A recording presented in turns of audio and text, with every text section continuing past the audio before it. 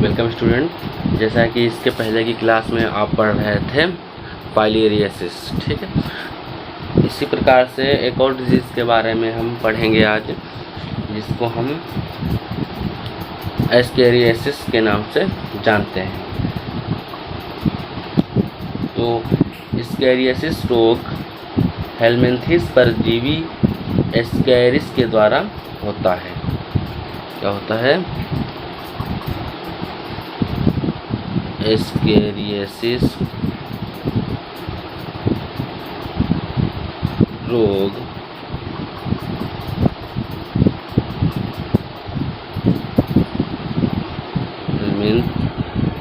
परजीवी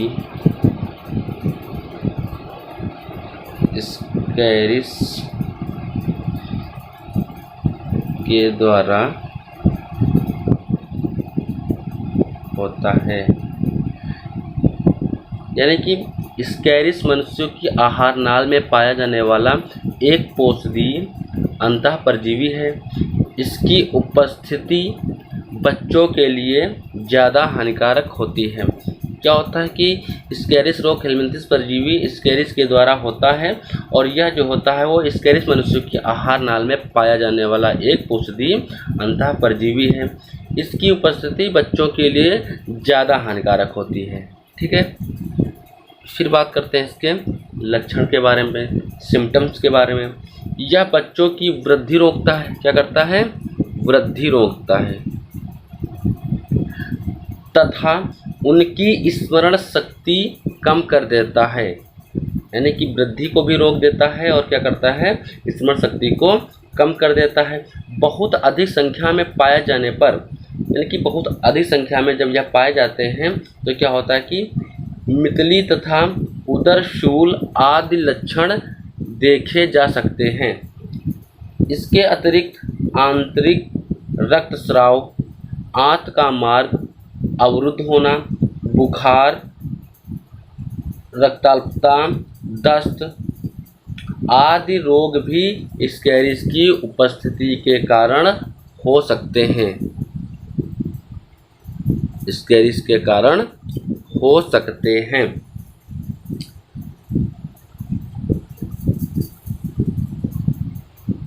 एस्केरिस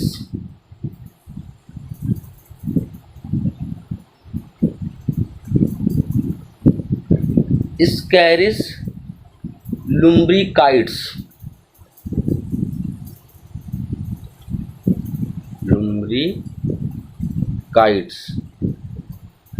संसार भर में मनुष्यों की छोटी आंत में पाया जाता है। यानी कि पूरे संसार में ये जो होता है, क्या होता है कि मनुष्यों की छोटी आंत में पाया जाता है।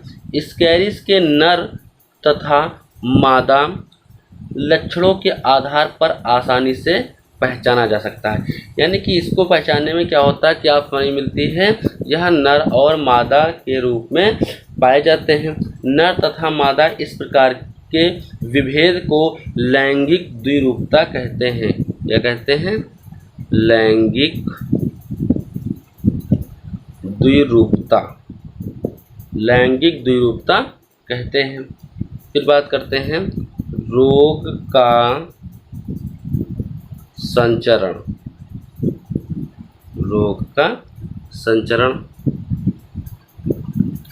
रोग मल, मुखी द्वार,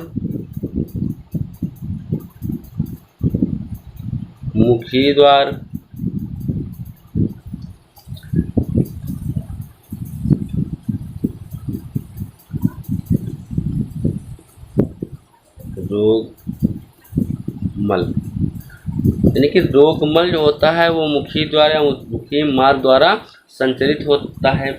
कृमि के अंडे रोगों के मल में उपस्थित होते हैं। यानी कि कृमि के जो अंडे होते हैं वो क्या होते हैं? रोगी के मल में उपस्थित होते हैं। मल की उपस्थिति मिट्टी को संदूषित कर देती है। इस प्रकार मिट्टी के संपर्क में आई कच्ची सब्जियों का भी बिना धोए प्रयोग रोगाणु को संचरित कर देता है। बच्चों के मिट्टी में खेलते समय अंडे बच्चों के नाखूनों में चिपक कर बिना हाथ धोए खाना खाने से शरीर में पहुंच जाते हैं।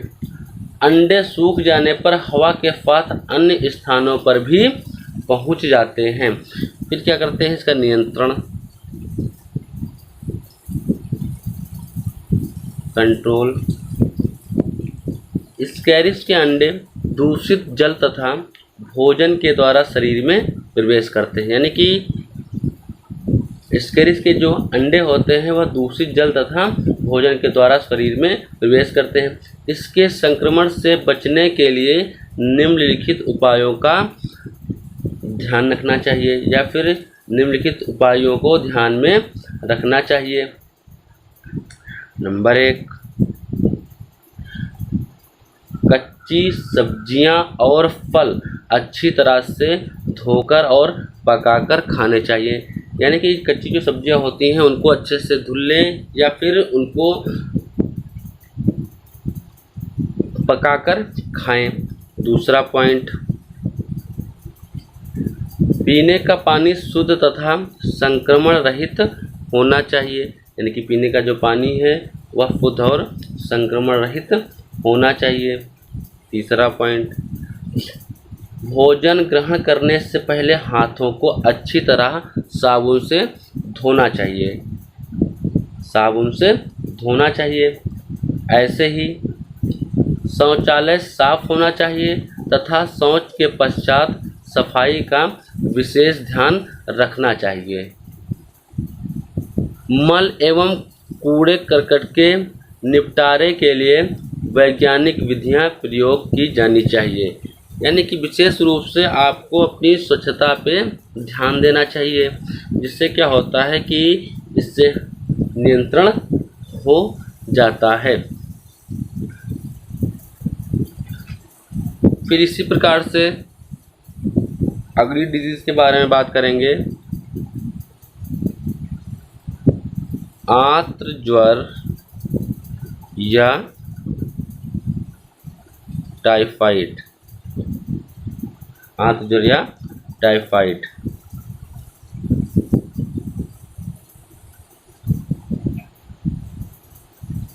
Typhoid,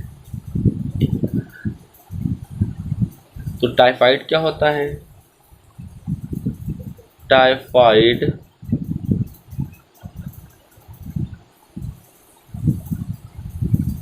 salmonella typhi, salmonella typhi नामक जीवाणु से फैलने वाला रोग है। कौन सा जीवाणु से? टाइफाइड साल्मोनेला टाइफी के द्वारा क्या होता है, यह फैलने वाला रोग होता है। संक्रमण का स्रोत टाइफाइड से ग्रस्त रोगी का वाहक मल है। यह मनुष्यों में संक्रमित भोजन तथा जल के उपयोग से होता है। टाइफाइड रोग की जांच विडाल परीक्षण कहलाती है। क्या कहलाती है? विडाल परीक्षण। यानी कि इस रोग की जो जांच होती है उसे हम विडाल परीक्षण के नाम से भी जानते हैं। रोगजनक छोटी आंतों में प्रवेश के बाद रक्त में प्रवेश पा लेता है। रक्त द्वारा यह यकृत व तितली में पहुंच जाता है। यही इसका गुणन होता है। यह एक बार फिर बड़ी संख्या में जीवाणु छोटी आंत में पहुंच जाते हैं। रोग से ठीक होने के बाद भी जीवाणु रोगी व्यक्ति के पित्ताशय में रहते हैं।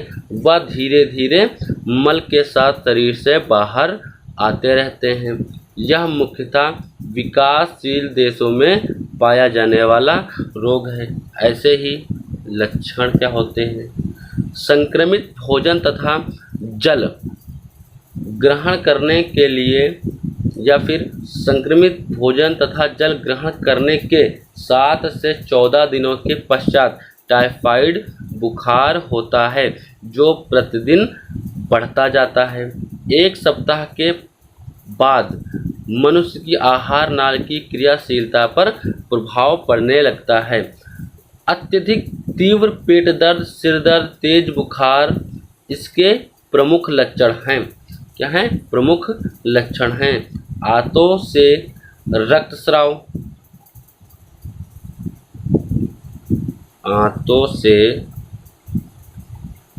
रक्तस्राव, पैर व छाती पर छोटे छोटे गुलाबी दानों का उभरना, जीभ पर सफ़ेद पदार्थ जमा होना, या फिर भूख न लगना, पेट का मुलायम होना, ऐसे ही कब्ज तथा फिर अतिसार। तो यह क्या होते हैं? इसके लक्षण होते हैं। इसी प्रकार से रोकथाम,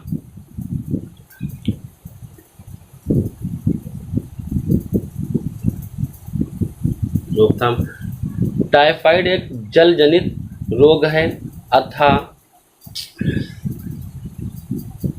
सामुदायिक स्वच्छता के उपायों द्वारा स्वच्छ रोगाणु रहित जल की उपलब्धता सुनिश्चित कर इसे रोका जा सकता है।